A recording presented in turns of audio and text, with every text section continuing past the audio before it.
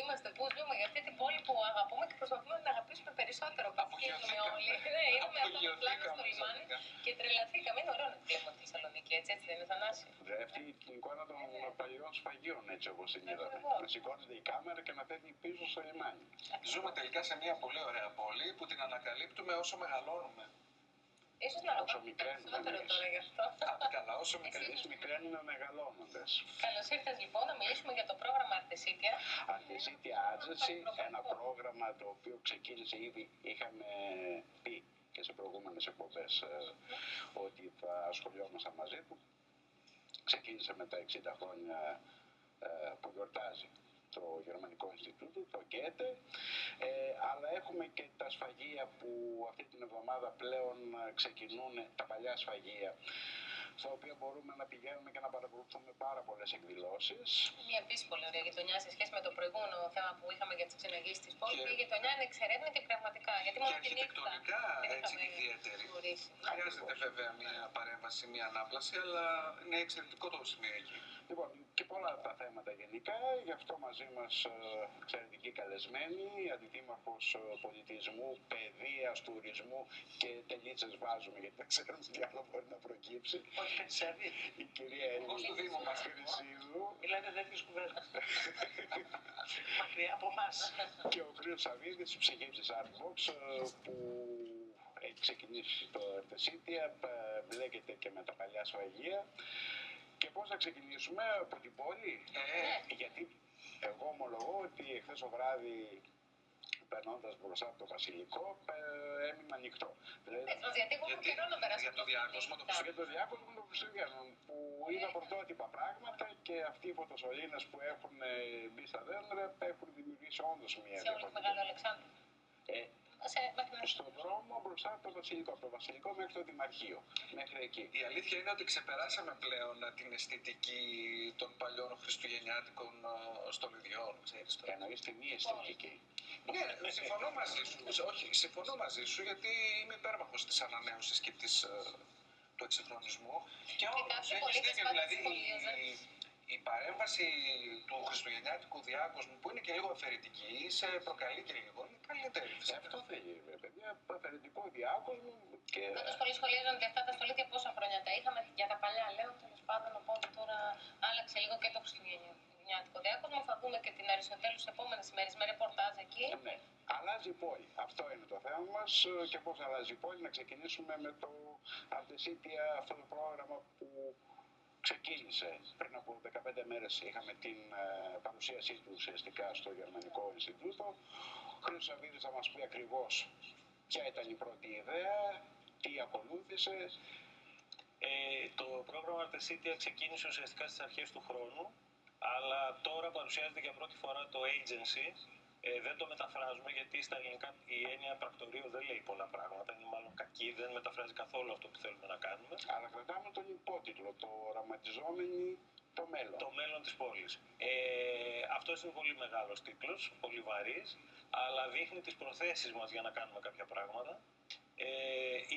Το Αρτεσίτια λοιπόν ένα project του Ινστιτούτου Goethe της Θεσσαλονίκης, αλλά μαζί του φέρνει άλλους 8-7 partner από την Ευρώπη, οι οποίοι δημιουργούν ένα μεγάλο ισχυρό δίκτυο που τοποθετούν τη Θεσσαλονίκη σε ένα λίγο πιο διεθνές πλαίσιο. Στο πρόγραμμα αυτό, από την πρώτη στιγμή που ξεκινήσαμε να το σχεδιάζουμε, επικοινωνήσαμε με την κυρία Χρυσίδου, με την Έλλη, και ζητήσαμε τη συνεργασία γιατί δεν μπορεί κανείς να οραματίζεται την πόλη του αύριο και να μην μιλάει με τον κύριο φορέα. Οπότε η Έλλη ήταν θετική από την πρώτη στιγμή και αυτό κατέληξε τελικά σε ένα μνημόνιο συνεργασίας μεταξύ Δήμων. Πώς τα λέτε έτσι? Τα πράγματα δεν είναι κακά στις λέξεις τους, στον τρόπο που τα χειριζόμαστε. Οπότε αυτό το μνημόνιο δείχνει να πηγαίνει καλά. Κάνατε, πείτε το έτσι καλύτερα. Ένα MOU. MOU αυτό. Όποιος το κατάλαβε.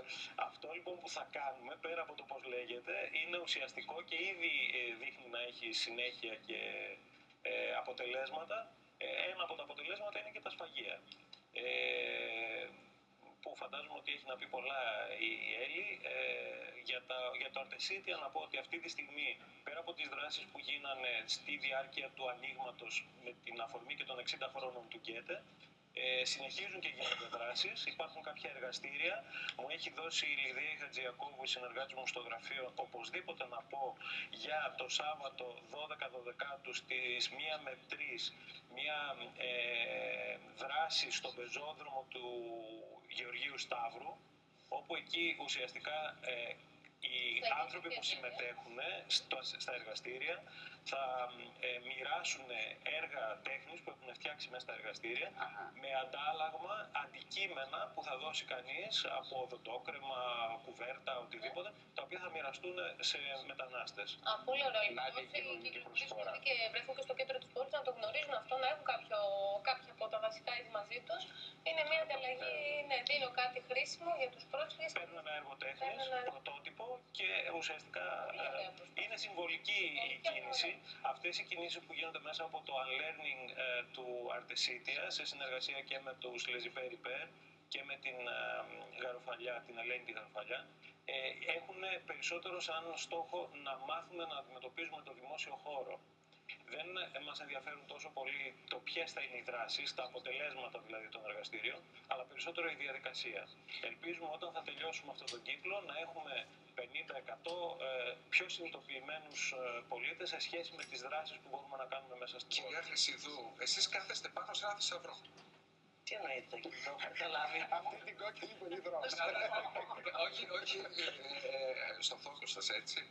Λοιπόν, κάθεστε πάνω σε έναν θησαυρό πολιτιστικό και σε συνδυασμό με την εξωστρέφεια που διακρίνει πλέον την ηγετική ομάδα του Δήμου. Οφείλω να παραδεχτώ ως δημότης και όχι ως δημοσιογράφος ότι κάνετε απίστευτα εντυπωσιακά πράγματα. Μας τραβάτε πολύ την προσοχή και μας αρέσει αυτό. Ωραία. Αυτό το κρατάω ως θετικό. Κοιτάξτε, είναι αλήθεια ότι όντως καθόμαστε πάνω σε ένα θησαυρό. Και κάθεται όλη η πόλη πάνω σε ένα θησαυρό που είναι η ίδια η πόλη. Η πόλη έχει μια ιστορία, έχει μια δυναμική χρόνου. Έχει μια παρουσία σύγχρονη, επίσης εκπληκτική.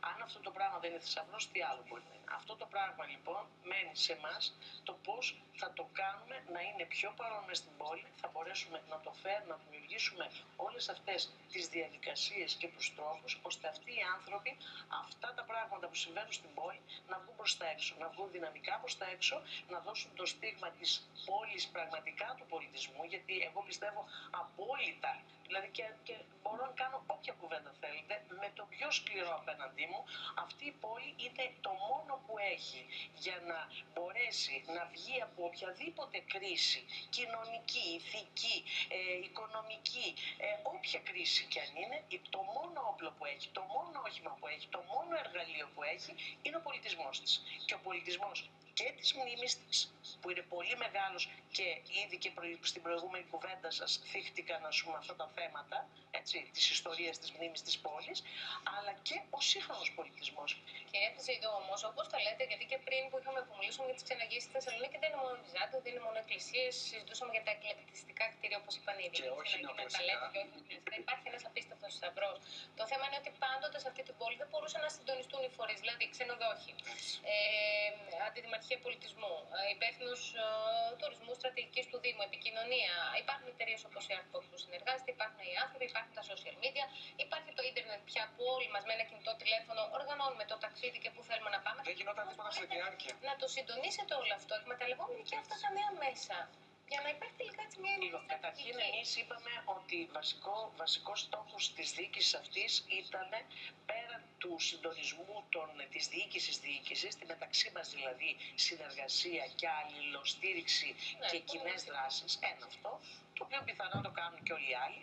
Λοιπόν, το επόμενο βασικός στόχος ήταν η συνεργασία των φορέων, όλων των φορέων της πόλης, δεν περισσεύει κανείς. Εμπορικός σύλλογος, τους πάντες και φορείς και τους πράκτορες, τους ιδιωτικούς και τους φορείς της πόλης και τα ιδρύματα, τα ξενόγλωσσα με τους οποίους έχουν πολύ καλές και τις πρεσβείες, τα μορφωτικά.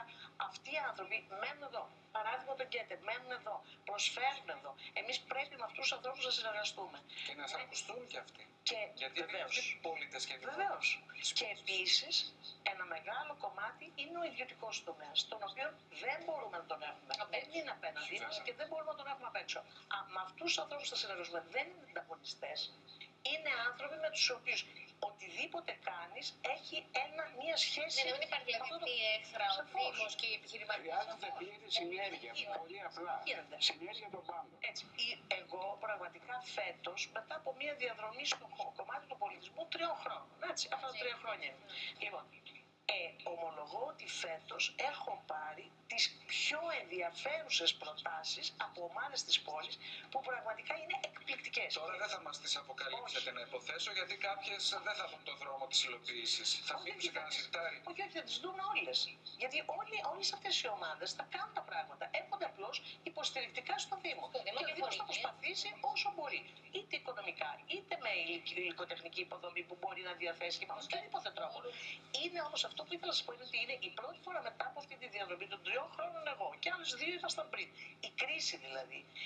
Τι έκανε, έφερε, γιατί σας λέω πέρσι δεν είχα τέτοιες δυναμικές προτάσεις. Τι έκανε, μάζεψε όλα τα μυαλά, συνεργαστήκανε, κάναν ομάδες, δουλεύουν σε ομάδες, πληροφορούν, έχουν μεγαλύτερη πληροφόρηση από το εξωτερικό, έχουν μεγαλύτερη επικοινωνία και όλοι αυτοί θέλουν να μείνουν στη Θεσσαλονίκη για να κάνουν πράγματα. Κυρία Χρυσίλη, μήπως αυτό έτσι όπως το περιγράφετε έχει να κάνει, όπως είπατε, με την οικονομική κρίση η οποία βοήθησε εντός εισαγωγικών να βάλουν κάποιοι κρασί στο εγώ τους και να λειτουργήσουν πιο εμείς και τι είπα, Κρασί στο εγώ τους.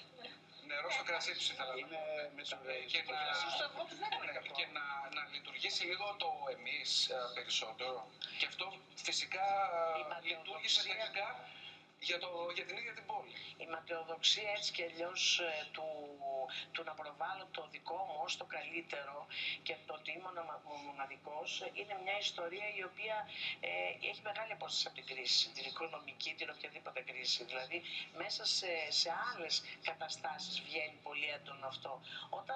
Όταν τα πράγματα, όταν βιώνονται μέσα σε μια άλλη κατάσταση, αυτή την κατάσταση που βιώνουμε εμείς τώρα, μπορεί το εγώ σου πάει παραδίπλα και προσπαθείς το εμείς να μπορέσει να σου φύγει το εγώ σου εν τέλει, για να μπορείς να υποστηρίξεις και το εγώ σου. Σαφώς εγώ πιστεύω στα πράγματα. Απλά δεν θα ήταν καλό, θα ήταν καλό να μην είχαμε φτάσει στην κρίση για να βγει αυτό το πράγμα και θα έπρεπε να είχαμε τη συνείδηση του εμείς, τη συνείδηση του ότι αυτή η πόλη δεν ανήκει σε μένα μόνο, αλλά ανήκει στο σύνολο αυτών των ανθρώπων που την κατοικούν και έχουν δικαίωμα όλοι όσοι την κατοικούν, είτε είναι περαστικοί είτε είναι μόνιμοι κάτοικοι της. Αυτό θα έπρεπε να το είχαμε σε συνείδηση πολύ πριν για να μην φτάσουμε και εδώ πέρα. Για να μην φτάσουμε, γιατί η κρίση δεν είναι μόνο οικονομική αυτή η κρίση. Όμως σε μια περίοδο κρίσης, αν κάποιος μπει στο διαδίκτυο και πάει laboratoire.org, βλέπει μια άλλη Θεσσαλονίκη για να περάσουμε στη σφαγεία. Αυτό το μεγάλο θέμα το οποίο περιμένουμε πλέον αυτή την εβδομάδα, την εκκίνηση. Ένα χώρο που λίγο πολύ λαμπατουάρ. Ακριβώς. Είναι τα παλιά σφαγεία. Η Χρυσίδου στο τίτλο, το λαμπατουάρ. Ως γαλομαθής. Ψάχναμε πώς θα ήταν καλύτερο και νομίζω ότι κάτσε καλύτερο τώρα Νίκο όπως ήταν. Slaughterhouse. Όχι, πολύ είναι ποιητικό λαμπατουάρ. Και το ανέκδοτο με τον Αθηναίο που έρχεται για πρώτη φορά στη Θεσσαλονίκη και βλέπει γραμμή ΟΑΣΤΑ βούλγαρη σφαγεία. Και θέλει να το βάλει στα πόδια, να επιστρέψει. Λοιπόν, το λαμπατουάρ έχει και ένα συνθετικό. Είναι γραμμένο με έναν τρόπο που παραπέμπει στο lab που είναι το εργαστήριο, γιατί ουσιαστικά τα σφαγεία, ο χώρος αυτός μετατρέπεται σε ένα ζωντανό διαδραστικό εργαστήριο. Και εδώ θέλω να πω και ελπίζω να μην θεωρηθεί ότι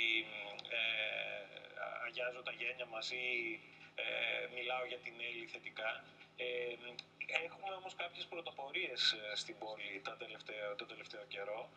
Εγώ θα αναφερθώ στο Young Fab που έγινε με τα Δημήτρια πριν από λίγο καιρό, που μας έκανε όλους να αισθανθούμε ότι είμαστε σε μια πόλη που συμβαίνουν πράγματα. Η παράσταση έγινε χαμός εκεί. Είτε μας άρεσε είτε δεν μας άρεσε, ήταν ένα πράγμα που μας έκανε να αισθανόμαστε ότι είμαστε σε μια πόλη που γίνονται. Ήταν ένα έτσι πολύ σημαντικό. ιδιόμορφο αλλά και σημαντικό χάπερ. Ακριβώς. Και αυτό μετράει. Και μετράει και τουριστικά. Είναι παράσταση ζωής, όχι απλώς. Είναι εμπειρία. Αυτό το πράγμα ήταν μια εμπειρία. Παράλληλα, αυτή τη στιγμή μέσα στα σφαγεία, κάτι που δεν ξέρω αν δεν το συζήτησα όταν κάνουμε την Έλλη, ο κύριαρχος άξονας, θεωρητικός, θεματικός, η καλλιτεχνική πρακτική που θα χρησιμοποιήσουμε στα σφαγεία αλλά και στο Αρτεσίτια, και αυτά τα δύο project δένουν μαζί, είναι το Art for Social Change, τέχνη για την κοινωνική αλλαγή. Αυτό στην Ελλάδα είναι κάτι που πολύ λίγο το έχουμε ακουμπήσει όλα αυτά τα χρόνια. Και αυτή τη στιγμή δόθηκε στην Αγγλία το Turner Prize, που είναι το πιο σημαντικό βραβείο για τα εικαστικά, σε μια ομάδα αρχιτεκτόνων με διάφορες άλλες ειδικότητες, πολύ λίγους καλλιτέχνες, οι περισσότεροι είναι αρχιτέκτονες. Δόθηκε το βραβείο Turner λοιπόν σε μια ομάδα η οποία είχε σαν καλλιτεχνικό έργο να φτιάξει, να μετατρέψει έναν δρόμο σε μια γειτονιά πολύ προβληματική, όπου οι φορείς της πόλης δεν μπόρεσαν να έχουν κανένα αποτέλεσμα με ό,τι μέτρα είχαν πάρει. Γιατί οι καλλιτέχνες όταν μπουν σε μια διαδικασία... Δηλαδή μια αλλαγή, μια ανακαίνιση στα σφαγεία με αυτά τα εργαστήρια. Δεν είναι μια χρηστικότητα διαφορετική. Κοιτάξτε, τα σφαγεία είναι ένα κομμάτι. Δεν είναι το μοναδικό. Η περιοχή είναι μια περιοχή στη δυτική πλευρά της πόλης. Οι δυτικές πλευρές της πόλης πάντα, δεν ξέρω γιατί συμβαίνει, αλλά είναι οι πιο υποβαθμισμένες. Με ένα περίεργο τρόπο. Αυτό το κομμάτι της πόλης, ενώ έχει κατοίκους οι οποίοι πραγματικά μεμονωμένα είναι άνθρωποι οι οποίοι νοιάζονται για την πόλη τους, έπεσε όμως με τα διάφορα που συμβαίνουν εκεί, που για μένα δεν είναι αρνητικά, αν θα τα δείτε. Δηλαδή, οι περιοχές που έχει τους οίκους ανοχής, οι περιοχές που έχει σε όλες τις μεγάλες πόλεις. Αυτό τελικά θεωρώ ότι δεν είναι μείον της περιοχής. Μπορεί να είναι και συν της περιοχής. Θα έρχονται λοιπόν. Η προσπάθεια του Δήμου είναι προς αυτή την κατεύθυνση να κινηθεί, γιατί η ανάπτυξη της πόλης προς την πλευρά αυτή δεν θα πάει προς τα κάποια άλλη πλευρά. Και σε αυτό το κομμάτι έρχεται τα σφαγεία, πραγματικά το λαμπατουάρ πλέον, να είναι ένα σημείο αναφοράς των πολιτών όλης αυτής της πόλης. Πάντως η Reeperbahn στο Αμβούργο, παρεμπιπτόντως, που θεωρείται διεθνώς γνωστή οδός, έχει τα περισσότερα καμπαρέ, sex shop και οίκους ανοχής, αλλά και τα περισσότερα θέατρα. Έτσι. Και πολιτιστικούς φορείς σε αυτή την οδό. Όλα μπορούν να συντεριάξουν, εάν υπάρχει καλή διάθεση και οργάνωση. Το θέμα το μεγάλο, νομίζω, Έλλη Χρυσίδου και Χρήστος Σαββίδη, είναι πώς μπαίνει η τέχνη στην καθημερινότητα των πολιτών της Θεσσαλονίκης. Είτε αυτό είναι σφαγεία, είτε είναι συνδυάσεις. Εξαρτάται πώς τη βλέπεις την τέχνη. Γιατί αν τη βλέπεις την τέχνη ως ένα event, δεν έχει καμία σχέση με την τέχνη στην πόλη. Μπράβο. Εμείς δεν βλέπουμε ότι η τέχνη είναι ένα event. Αυτό μπορεί να γίνει σε άλλους χώρους, από άλλους ο Δήμος οφείλει να δει έτσι, ως ένα κοινωνικό εργαλείο. Σας ευχαριστούμε πάρα πολύ που ήσασταν εδώ και θα τα ξαναπούμε βέβαια και για κάποιες χριστουγεννιάτικες εκδηλώσεις και όλα αυτά που να υπογραμμίσουμε τις 13 του μήνα που είναι το ξεκίνημα, την Κυριακή. 5 η ώρα, και πέρα από την ξενάγηση του Γιάννη Επαμεινώντα θα υπάρχει συζήτηση, θα υπάρχει μουσική, θα υπάρχουν ηθοποιοί. Καλή επιτυχία, καλές γιορτές. Και σίγουρα θα συζητήσουμε και το θέμα του χριστουγεννιάτικου διάκοσμου. Όσο πλησιάζει. Και τι άλλο μας περιμένει στην πόλη τα Χριστούγεννα. Η εορταστική μέρα, η οποία πηγαίνει στα νοσοκομεία και σε διάφορους χώρους για να. Ευχαριστούμε και εσάς που ήσασταν μαζί μας. Θα τα πούμε αύριο. Γεια σας.